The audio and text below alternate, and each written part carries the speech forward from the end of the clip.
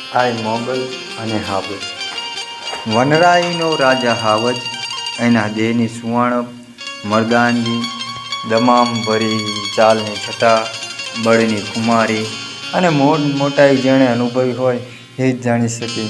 સાવજ મારણ પર બેઠો હોય ત્યારે ઝરખ આવે એટલે મોજમાં કુરક્યું કરતો જાય અને ઝરખ તરફ માંસના લોચા ફંગાવતો જાય. પણ ઝરખને મારવાની વાત નહીં. આવો દિલાવર અને સમજદાર, સૂરજનો તાપ સહન ન કરી શકે એવો મુલાયમ અને ગંદી જગ્યાએ પગ પણ ન મૂકે, ઝીણા રેશમ જેવા વેકરામાં પોતાનું આસન પાથરવાનું વધુ પસંદ કરી લે, ઊંઘમાં અનહદ બેપરવાહ, વાસી ખાય નહીં અને એક રેણકે પરાણ નીકળી જાય એવો બુલંદ અવાજ. પોતાના માલ ઢોર માટે કાયમનો ભય હોવા છતાં ગીરમાં વસનાર માનવીઓના દિલમાં સાવજ માટે એક મોટી ઊંચેરું સ્થાન હોય છે. સાવજવાળા વિસ્તારમાં વસનાર માનવીઓ પણ સાવજ જેવા જ પાકે છે. ઊંડી ગીરમાં માલીનો મંડપ કહેવાય છે. ત્યાં ચારણ આય મોગલનો નેસ હતો. એ વખતે જૂનાગઢ નવાબની હુકુમત. આય મોગલ કાંઈ બોલતા નહીં. નેસડાવાસી ચારણોએ શંકર ભગવાનનો એક ઓટો બાંધેલો.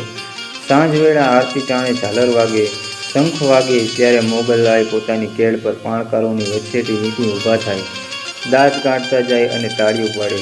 એક વખત દરબાર જીવાવાળા અને કરણદાન લીલા આય મોગલના દર્શને ગયેલા. બંને ખૂબ શ્રદ્ધાળુ. આય મોગલના દર્શન કરી દરબાર જીવાવાળા મનમાં શંકા પેદા થઈ કે આ ચારણ આય ગાંડા તો નહીં હોય ને.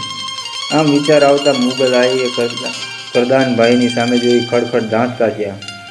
દરબારને આય મોગલના દાંત વેત જેવડા વિકરાળ લાગ્યા અને કરણદાનભાઈએ માતાજીના દાંત દાડમની કડી જેવા દેખાયા.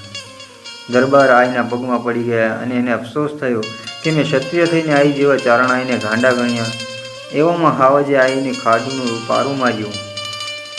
સાવજ મારણ પર બેઠો હતો. નેસડે ખબર પહોંચતા ચારણ ડાયરો ગોબા લઈને દોડ્યો. મોગલ આય પણ કેડે પછેટી વીંધી શ્રદ્ધાળુઓ સાથે જ્યાં સાવજ મારણ કરતો હતો ત્યાં પહોંચ્યા. આઈએ ચારણ ડાયરાને હાથ ઇશારાથી આગળ રહેવા કહ્યું. આય મારણ પાસે ગયા, જાણે એક શક્તિ બીજી શક્તિના વાહન એવા સાવજને મળવા ન આવી હોય. સાવજની સામે આય બે હાથ જોડી ખડખડ હસી પડ્યા, જાણે કહેતા હોય કે નરસિંહ ભગવાન, તમે ઉઠીને એક માતાના નાનકડા પારુને માર્યા. ત્યાં તો સાવજ મારણ મૂકી ચારે પલ્લા છાટકી, પૂછડો ઝંડો અધર કરી માથું નમાવી રફ રફ કરતા પોઠામણનું એક બગાસું ખાઈને ચાલી નીકળ્યા.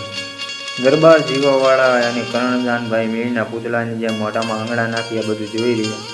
આ પછી આય મોગલનું ખાડું રેડું ચડતું પણ ક્યારેય હાવજે રંજાડ કરેલી નહીં. જૂનાગઢના નવાબે પણ આય મોગલના ખાડુની મસવાડીની માફ કરેલી.